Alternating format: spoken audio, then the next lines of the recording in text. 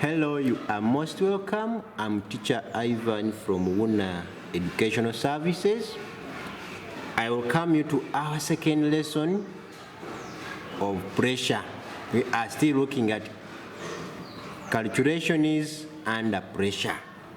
We have so far looked at 2 examples, and now we are here to continue to other more examples. Please, if this is your first lesson with us, rush to our playlists, look for O-level physics calculations, and enjoy all our previous lessons so that we enjoy learning together. Otherwise, number 3 says that the pressure in a liquid is 10,000 Newton per square meter. Then they are asking us, what is the height if its density is 1,000 kilograms per meter cubed? And therefore, for you to be able to attempt such a question, then you must be well versed with how we get pressure in liquids. The expression for pressure in liquids is given as H rho G, where H is the height or depth, rho is the density of the liquid, and G is the acceleration due to gravity. You should be able to derive this. Otherwise, you need to first of all have knowledge about a topic before you start the calculations in any topic of physics. Before you go for calculations, please first acquire the necessary knowledge. Otherwise, let's continue. Since the pressure is given as height times density times acceleration due to gravity, that means that we are now looking for height, and therefore we must substitute for the rest. That is, where there is pressure, we shall write 10,000 since that is the pressure, and where we have density, we shall have 1,000, 10 times 10, assuming the acceleration due to gravity is taken to be 10. And therefore, for us to get H, we shall divide by 1,000 times 10 by 1,000 times 10. So that we may cancel that, and that, and end up with our height H as 10,000 divided by 10,000, which gives us 1 meter as our height. That is how we shall get the height. Meaning, the number was very simple, but it's just required the knowledge of pressure in liquids, how we get pressure in liquids. We come to number 4. Number 4 is telling us that we are given the diameter of the piston A as 14 centimeter and the diameter of piston B as 280 centimeters. Then the force exerted on piston A is 77 newtons, and therefore they are requiring us to get the force exerted on piston B. So let's first of all sketch. And this is one of the applications of Pascal's principle known as the hydraulic machines. And this is the hydraulic press. So we normally have 2 pistons. Normally one is larger, so we may make this one larger, and then this one is smaller. It is smaller so that less force can be applied, and this is made larger so that the pressure created by the small force here can move a bigger load on the slave piston. So that is our sketch. And now, assuming this is our small piston A, this is the big piston B. The diameter of piston A is 14 centimeters, while the diameter of piston B is 280 centimeters. And then we are also told that the force exerted at A is 77 newtons, while the force exerted at B is what we want. So now, for us to be able to attempt such a number, we must know how we get pressure in hydraulic machines. Remember, pressure is given as force over area. And according to the Pascal's principle, since this is an application of Pascal's principle, it states that the pressure exerted at point A will be the same pressure at point B. And that means that from Pascal's principle,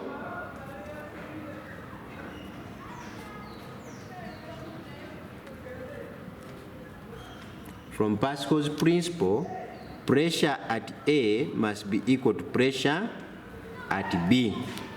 And therefore, pressure at A is given as force at A over area of piston A.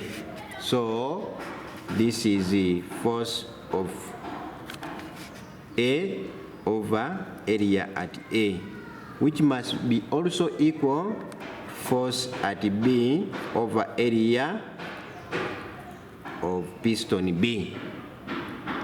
So area, since these are pistons, they are circular in nature, and therefore area is given as pi r squared. But don't forget that this is also the same as pi d squared over 4. How are we getting this? Remember that r is d over 2, or a half d. So when we square d and square 2, we end up with d squared over 4. And therefore, we shall say that the force at A over area at A equals to force at B over area at B. We now substitute. Force at A is 77 newtons over, this is pi d squared over 4 equaling to, this is dA, diameter of A, equaling to force at B, which we don't know and we are looking for, over the area, which is pi d, that is the diameter of piston B, squared over 4. Yes. So we can make FB the subject. Since we are looking for force at B, let's make it the subject by multiplying through by the whole of this. That leaves us with the force at B as 77 over pi d A squared over 4 times pi d, diameter of B squared over 4. And now we can substitute in, or we can even simplify. We can simplify before we substitute. That leaves us with, if we simplify, that will be 77. The pi will cancel, and similarly the 4 will cancel. So we get pi dB squared over dA squared. So we have the diameters, therefore we just substitute in and get the answer. Because the diameter of B is 280, this is squared, over the diameter of A, which is 14 squared. So we manipulate and get the force at B in newtons. Otherwise, that is how we shall work out that. We now have another example. This is to do with manometers. The question says, the diagram below shows a mercury manometer, and they want us to find the pressure of the gas in centimeter mercury and the Newton per square meter. So, how are we getting the pressure of the gas? This is pressure in manometers. The formula for pressure in manometers is given as pressure equaling to atmospheric pressure, because this one is an open end, so there is atmospheric pressure, plus the gas pressure, or plus small h, whereby, remember, we are using Pascal's principle, which says that the pressure at this point should be equal to the pressure at that point. So P is the pressure at that point. Then this one is pressure at this point, where we have the atmospheric pressure plus the gas pressure, because we have a gas pump. This gas pump is pumping gas into this, and since this is a closed end, therefore this pressure that is being pumped will exert a pressure, hence causing the rise in mercury. So that is how we get pressure in a manometer. It is the atmospheric pressure plus small h, or the difference in height. That is the h. So that gives us pressure of the gas as the atmospheric pressure. Remember, we are first of all getting it in centimeter mercury. Atmospheric pressure is 76 centimeter mercury. Then plus the 10, the difference. This is 10 centimeter mercury, which gives us a total pressure of 86 centimeter mercury. However, they also want pressure in Newton per meter squared. So pressure in Newton per meter squared will simply be given as, how do we change centimeter mercury to Newton per meter squared? We are using the formula for pressure in fluids, which is H rho G. Our H should be in meters, so we should change centimeter to meter.